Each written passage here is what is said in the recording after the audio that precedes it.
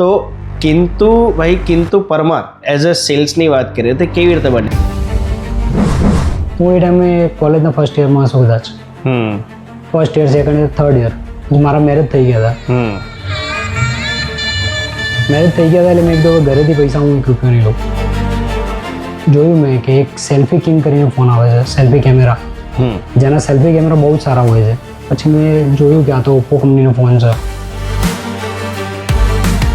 તો 10 થી 11 વર્ષની અંદર તમારો એવો કોઈ સમય આવ્યો કે જે તમને લાગ્યું હોય કે બહુ ચેલેન્જિંગ રહ્યો હોય? જીવનમાં એક વસ્તુ પરફેક્ટ નથી હોતી, તમારે પરફેક્ટ કરવી પડે. ત્યાં અમને એપ સિરીઝનો આઈ થિંક F19 ડેમો આપવામાં આવ્યો હતો.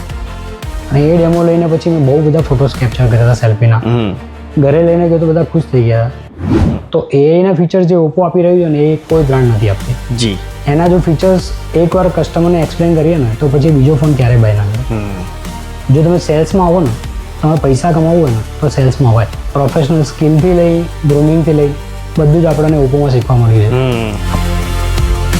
કિંતુમાંથી કિંતુ પરમાર બનાવી દીધો છે ઓપ્પોએ.